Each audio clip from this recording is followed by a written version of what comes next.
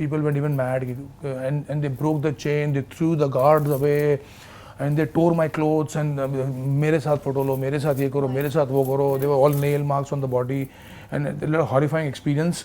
I don't know, they were pulling me, pushing me. My t-shirt was torn. I was almost bare body. Oh my God. My wife was somewhere, my parents were somewhere, my friends were somewhere, and I was somewhere. GujaratiMedia.com માં આજે આપણે જે મહેમાનને મળવાના છીએ એ મહેમાનના આગમન સાથે આપણને બધાને એક જ મ્યુઝિક યાદ આવે. ટણના ટા ટા ટા ટા ટા ના ના ના ના ના પણ આપણે આજે એ જ મહેમાનને જે રીઝન માટે મળવાના છે એ મ્યુઝિક છે ટા ટા ટા ટા ટા ટા ટા ટા ટા ટા ટા. યસ, આજે આપણી સાથે છે મસ્ત મજાના actor Amar Upadhyay. Welcome. Thank you very much. We are very happy that we are talking to you. Thank you so much. And wow, this is very exciting, Amar, because you know what? I'm sure कि बहुत सारी लड़कियां हैं जो जब आप role play कर रहे थे टेलीविज़न पे वो और वो सोच रही थी कि हमको भी बड़े होके ऐसा ही लड़का मिले. सो आई एम श्योर हमारे सारे ऑडियंस में जो भी लड़कियां हैं, जो व्यूअर्स हैं, जो ये इंटरव्यू देखेंगे, I am sure they are going to be very happy that आज आप हमारे साथ हैं. Thank you. और सबसे पहला सवाल मेरा आपसे ये है कि Bhool Bhulaiyaa, I am sure prequel sequel ये जो पूरा एक ट्रेंड चला है तो एक स्ट्रेस हो जाता है कि बिकॉज द फर्स्ट वन एक कल्ट फिल्म है. बिल्कुल. तो what happened, how you know got into it? जब ये भूल भुलैया फिल्म हमने शुरू की थी तो कभी भी प्रेशर नहीं था वैसे, क्योंकि अनीस बाज़मी जो हमारे डायरेक्टर हैं वो पहले से ही बहुत क्लियर थे.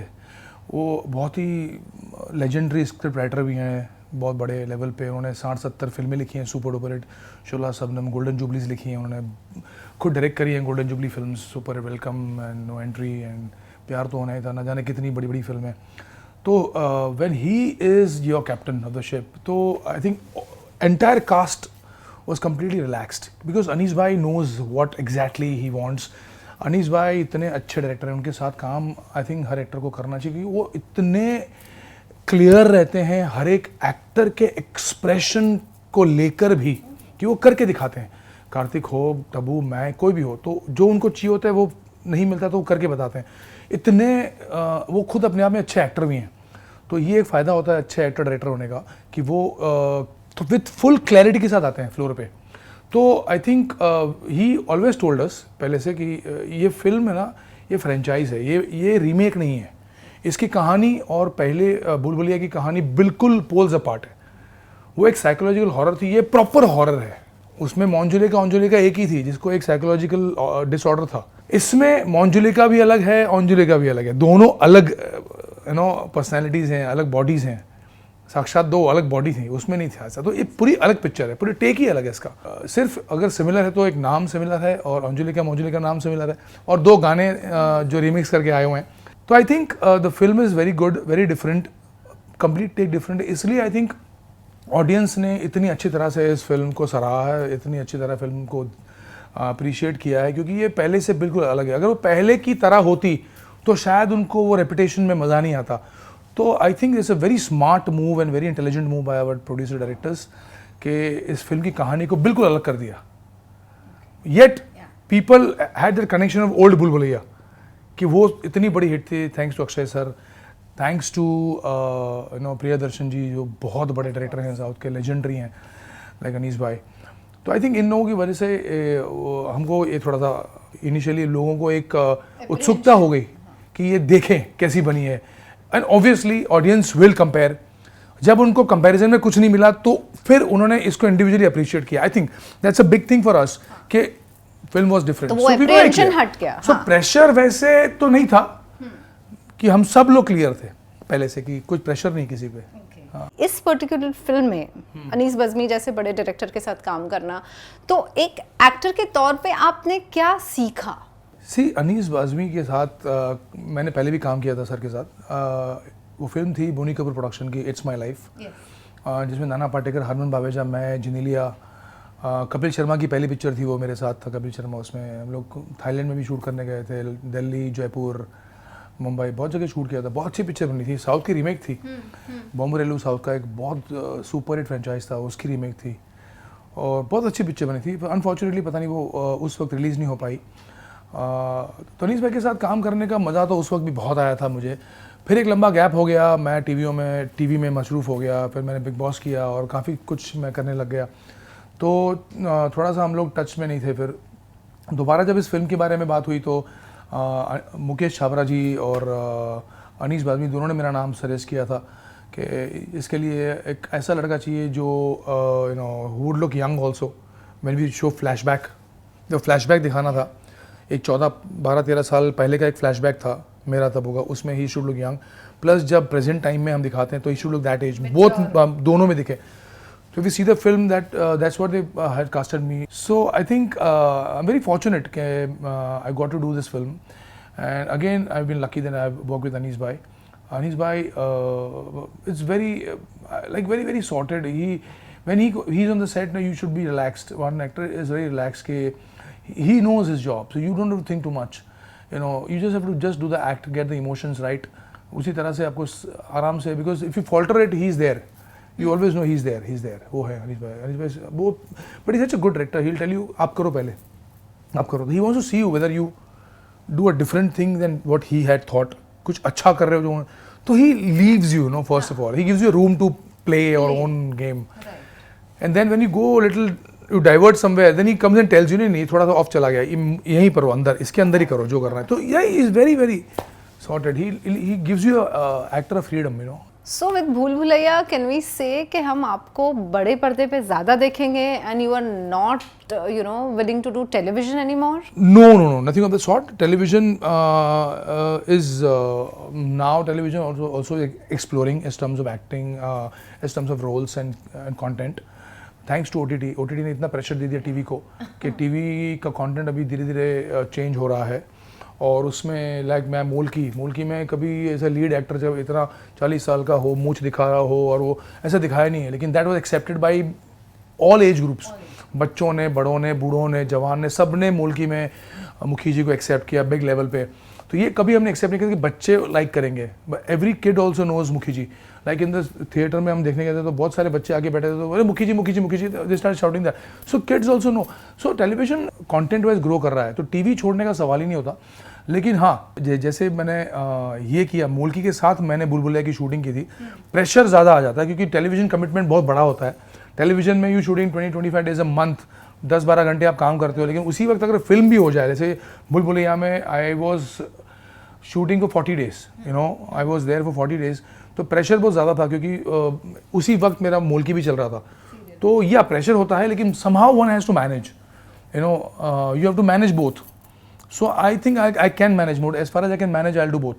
Okay, that's lovely. So we are happy. हम आपको और देखेंगे Yeah, बिल्कुल।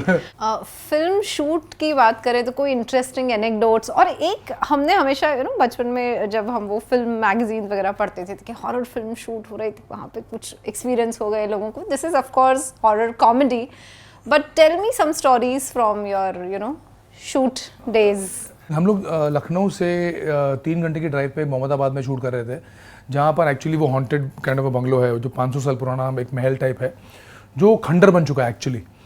तो वो उसके जो इंटीरियर, पूरा उसका जो इंटीरियर था ना, वो इट्स भूल भुलैया फील इंटीरियर, पूरा हॉन्टेड काइंड ऑफ इंटीरियर से उसके, और ऐसे बनाया भी है, लंबा सा अंधेर ऐसा कॉरिडोर था उसका, बाजू में आसपास में 8-10 बड़े बड़े बेडरूम्स थे, उसके बड़े बड़े सीलिंग्स और ह्यूज बाथरूम्स, एंड एकदम उसमें grey paint, imagine dark grey paint था ऑल ओवर।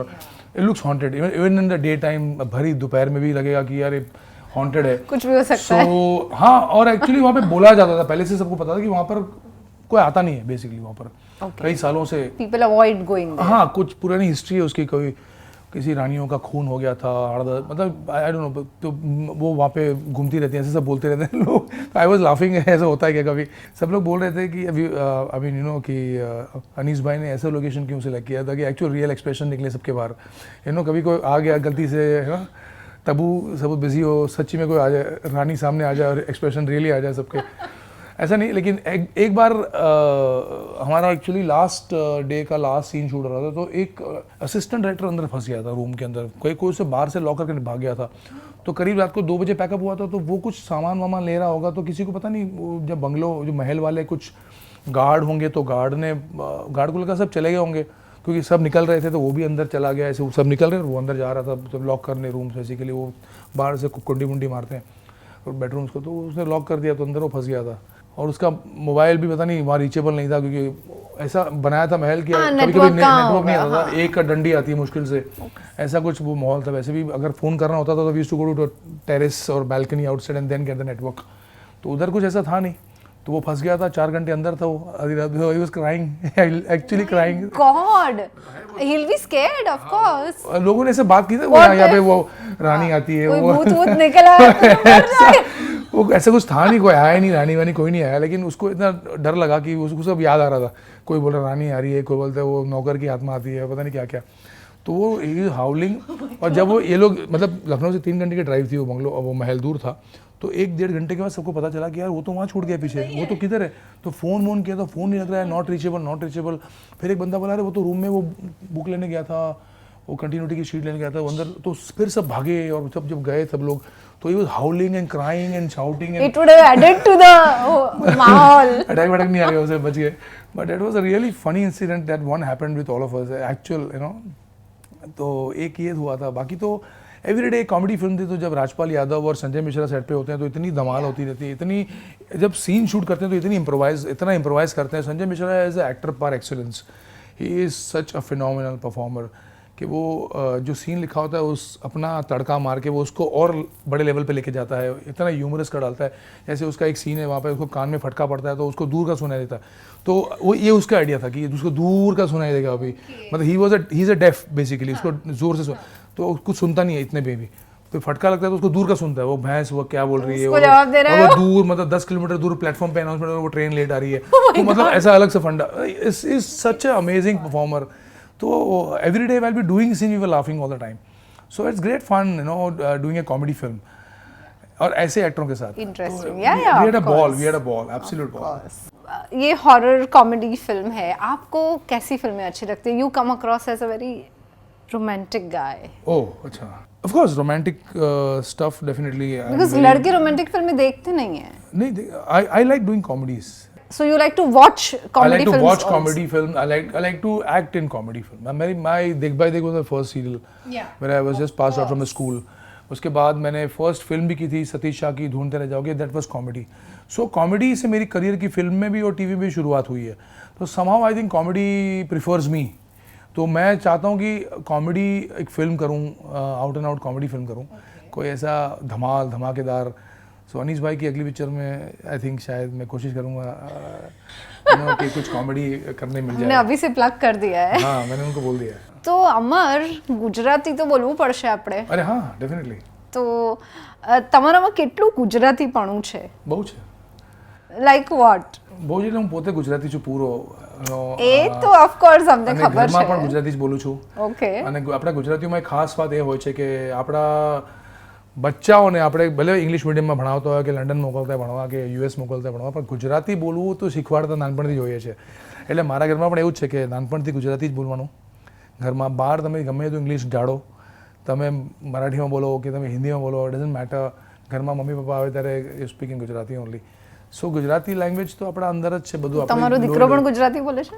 હા, એનું ગુજરાતી એટલું સારું નથી, પણ હવે મેં એને ગુજરાતી સ્ટેજમાં મૂક્યો છે કે તું ગુજરાતી શીખ પહેલાં, એને એક્ટર બનવું છે।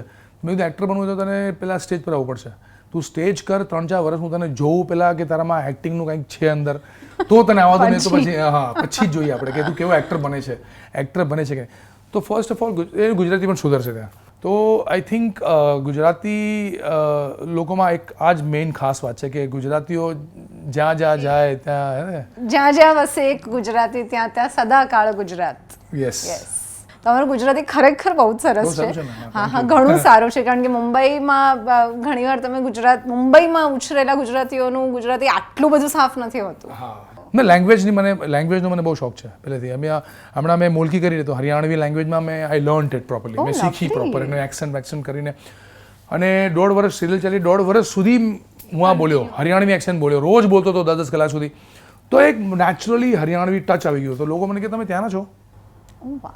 ત્યાંનો છો that was the compliment I got કે પીપલ ફેલ્ટ કે હું ત્યાંનો છું હરિયાણાનો છું રેવાડીના અમારા ત્યાં એક સ્કૂલના પ્રિન્સિપલની એક છોકરી એક બાલાજીના બીજા સિરિયલમાં કામ કરતી હતી આઈ થિંક કોક શોમાં હતી ઝીના શોમાંથી બાલાજીના તો એના ફાધર આવેલા એકવાર એને સાથે શૂટિંગ પર નાની છોકરી હતી તો એ રેવાડીના કોઈક સ્કૂલના પ્રિન્સિપલ હતા હરિयाणा तो मैंने क्या आप रेवाड़ी से हो क्या एक्चुअली कि आपका जो हरियाणवी है वो पूरा वहाँ का है मैंने thank you so much as a compliment है यू नो तो I have this knack for languages What are you doing when you are not shooting? When I'm not shooting, I prefer to hang out at home and read my novels, my books, watch some kind of web series or some film on TV, OTT, somewhere or the other. If I am bored with doing that also, then you know I go for swimming to my club. I love swimming. Workout and everything happens every day in the morning, so that's a routine. Then maybe we go for a drive or just for window shopping or just hanging around in the mall and then doing time eating something outside and just I don't like to be sitting doing nothing every day so I like to keep on doing something or the other that's why I keep doing work. So Gujarati છોકરો ગુજરાતી વાંચે પણ છે I believe right હું English novel વાંચું છું વધારે કારણ કે નાનપણથી સ્કૂલના ટાઈમમાં છે સ્કૂલમાં નો when I was studying in school that time Dhanamal high school કાંદિવલીમાં તો they had a strict rule કે every Saturday they use to give a novel you know three musketeers and this and that કે તમારે વાંચવાની ને next Friday you talk about કે everybody gets a 5 minute thing to talk if you don't do it then they punish you so compulsory we head two you know study this તો novel વાંચવાની આદત મને સ્કૂલથી હતી So what are you reading nowadays? At the moment I am reading John Grisham's Testament. Testament is a beautiful novel. I am almost nearing the end. You must have read, I don't know, Testament. John Grisham is he was a lawyer. He was an ex-lawyer and he's written amazing books. So Testament is one of his great books that I'm reading right now. You are a person of music or lyrics? Both actually. I love both. I'm a big Kishore Kumar fan. So I have all his collections. Mohammad Rafi, yes, of course, I love him also, but I think Kishore Kumar is big time. So I love Kishore Kumar since so many years. And in today's time, Arjit Singh is one of my favorites. Arjit Singh, he's becoming a legend. See, now. I told you, you come across as a romantic person. If someone loves Arijit Singh, Arijit Singh. Yeah. It's the way he sings. You know, he can sing any kind of a song. Anything, yeah.